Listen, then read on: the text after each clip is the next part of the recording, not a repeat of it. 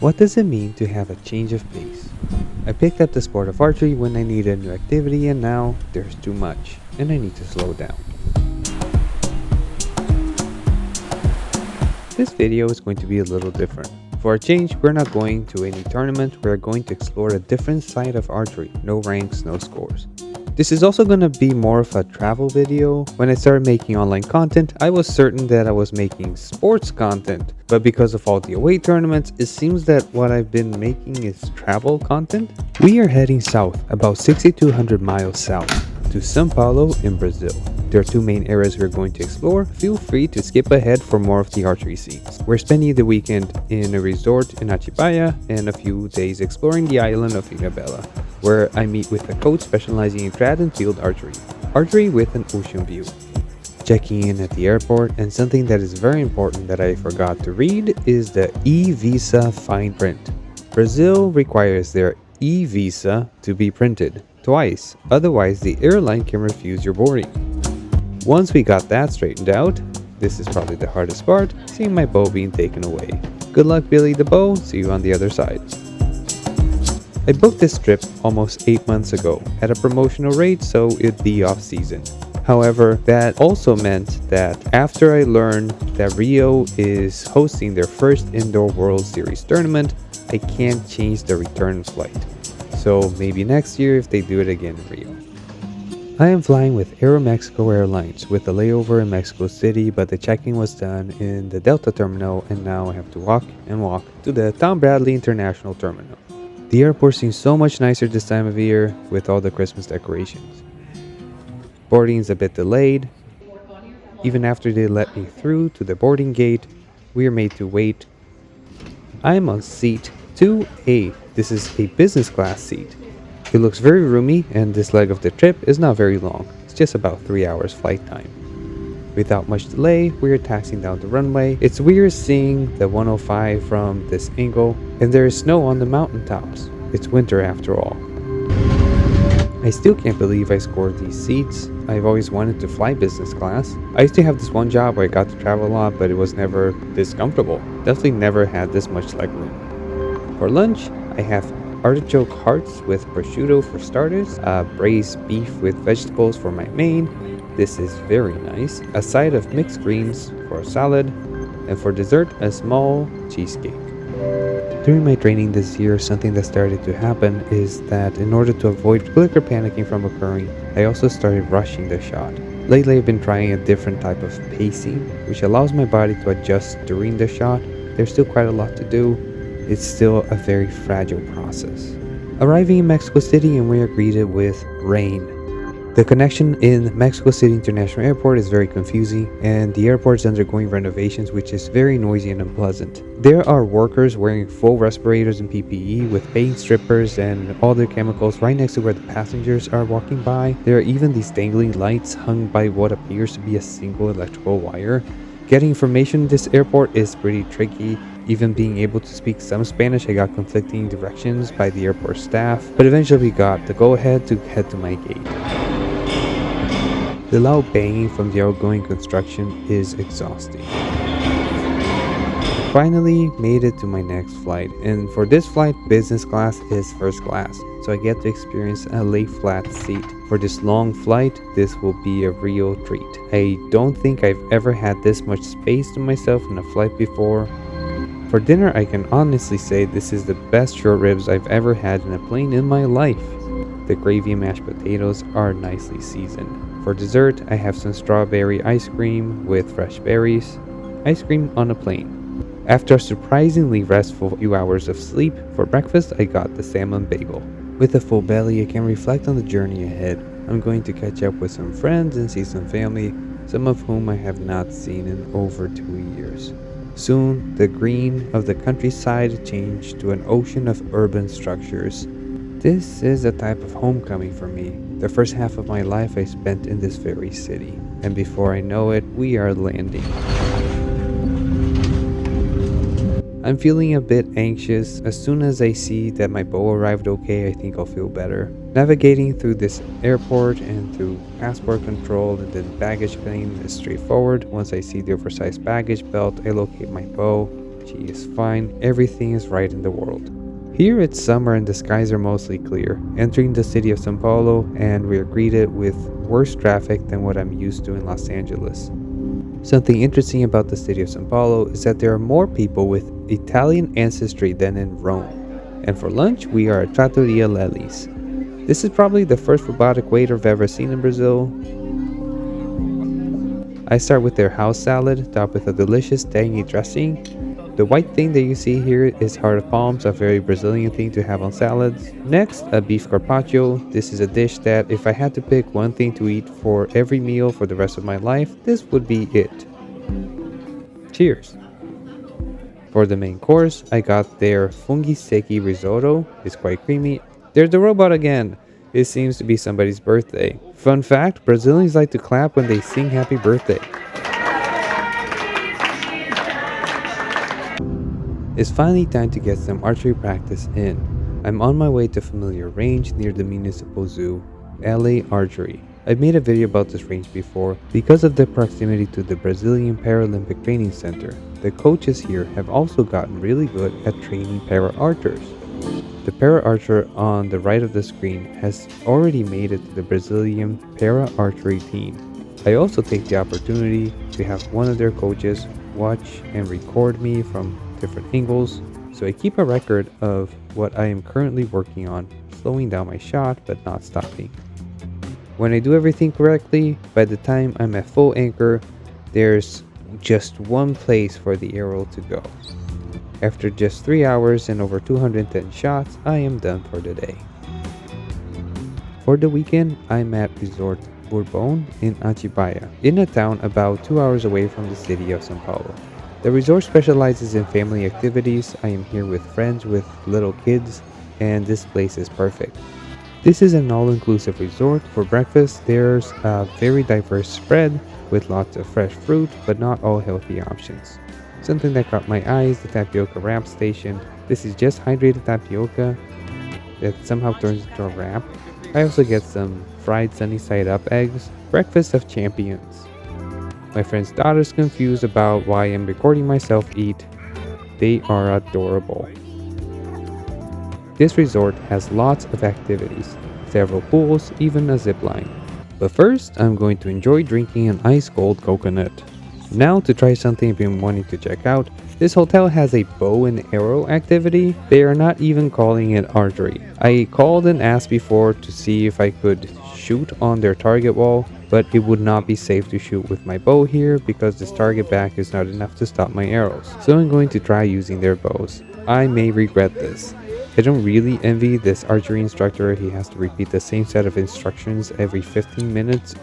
This bow really needs an arrow rest. We are allowed to shoot 3 shots 2 times. I wouldn't recommend this to be the introduction to archery. A proper archery introduction requires more time. Well, that was embarrassing. The forecast was for rain. There was no rain. The clouds do help to make a beautiful sunset. The next day, I explored the property. There's quite a bit to do, especially if you have little kids. I didn't see the point of a lazy river at first, but as soon as I hopped on one of their floats and just relaxed, I think I got the point.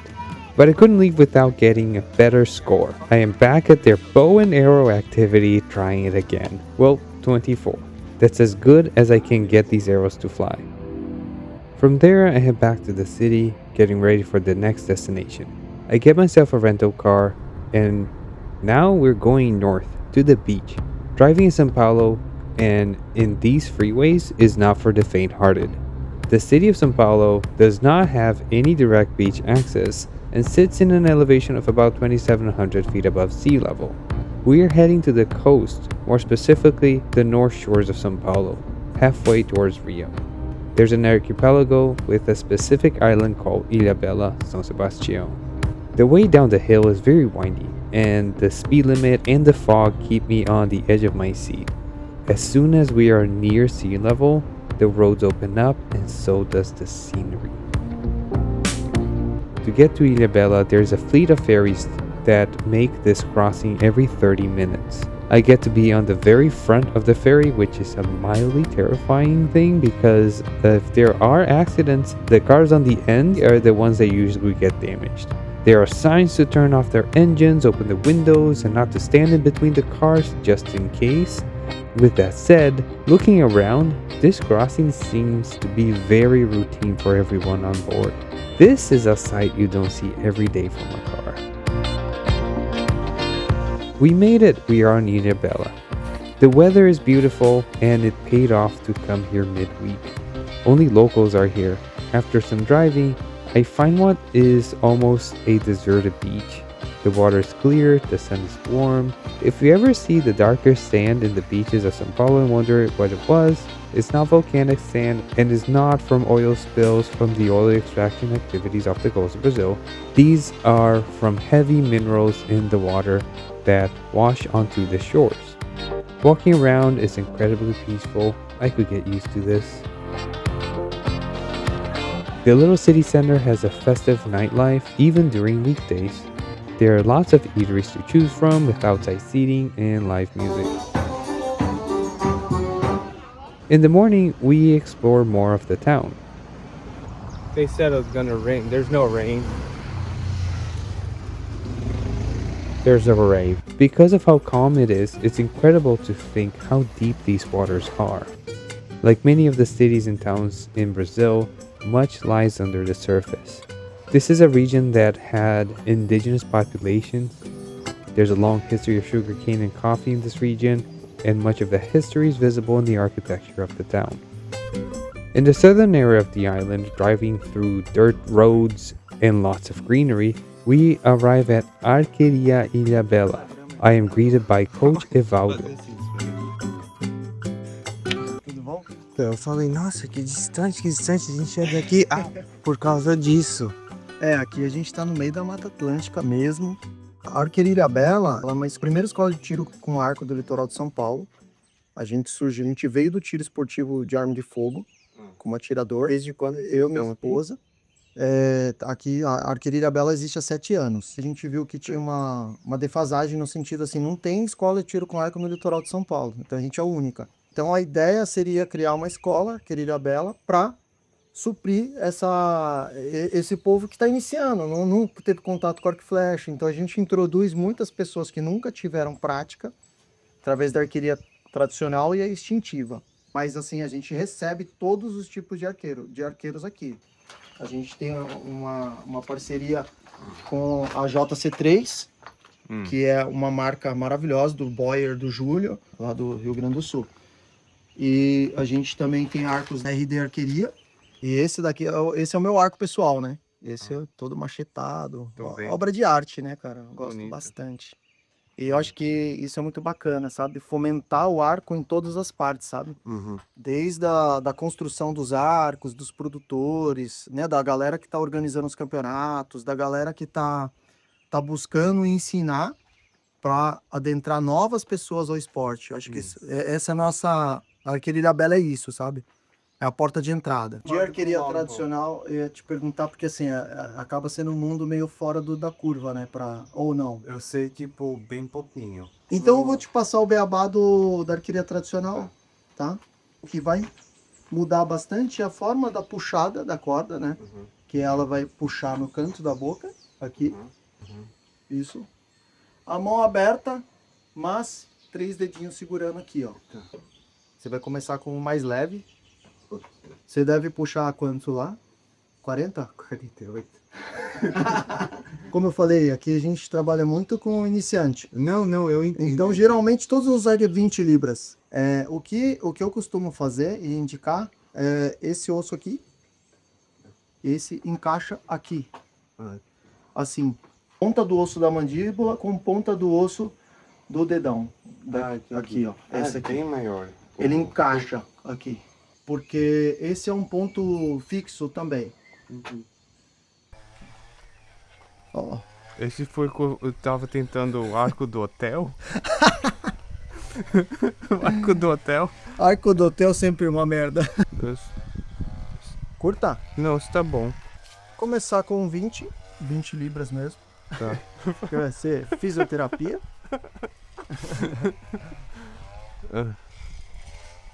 Ok. Pode começar atirando nesse alvo aqui. E aqui. De técnica, para mudança de técnica, vai ser mais a ancoragem mesmo. Ancoragem normal. Isso. Ok. 3 embaixo. Isso, Ok. perfeito.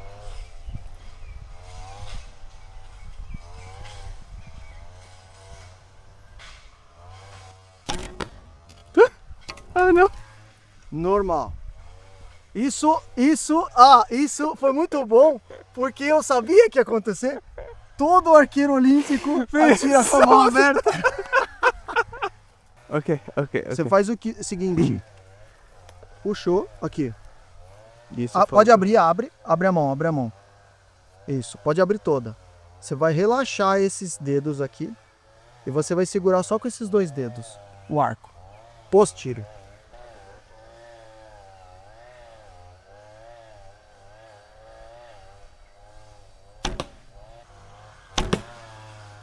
Ok. O agrupamento tá bom.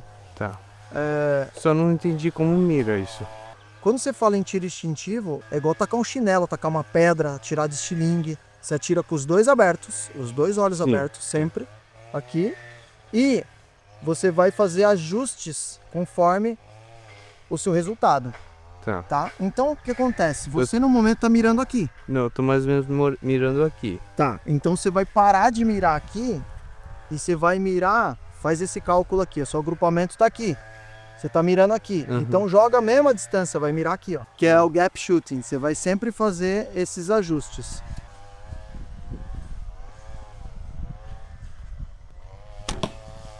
Mas eu machuquei uma flecha. Tranquilo. Esse alvo de 2 cores eu nunca disparei. Esse alvo é o alvo oficial de indoor. 2, 3. Eu sei, é do field, lá também é o mesmo. Normalmente o pânico é com amarelo, aqui o pânico é com branco. Entendi.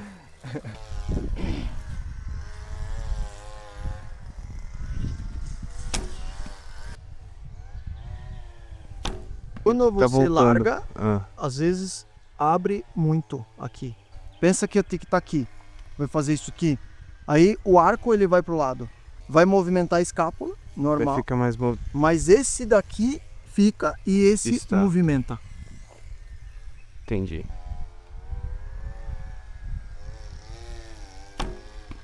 Tá bonito o agrupamento, né? 18 metros. O que acontece? Essa mobilidade que você tem, ela é boa. Você tem alta flexibilidade. Isso vai ser bom para você ajustar a sua postura, mas só que se você não botar limite, pra ele ficar... você puxa demais e atrapalha o seu tiro. Né?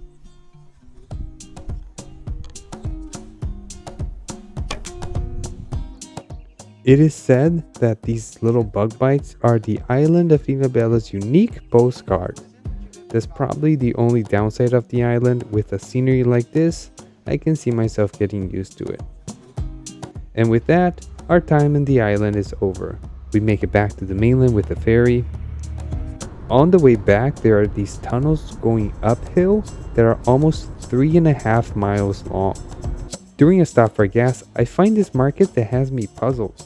I see an American flag, I get myself a coffee, but the American theme is splattered all over this market. Seems a little out of place, but the coffee's good. Back in São Paulo, I am stamped with bug bites from the Ilhabela borrachudos. Last day, and I am getting a final practice in. It's a weekend and the parking lot is full. There must be a soccer match taking place. The practice today is a bit different because it has its own soundtrack. It sounds like samba.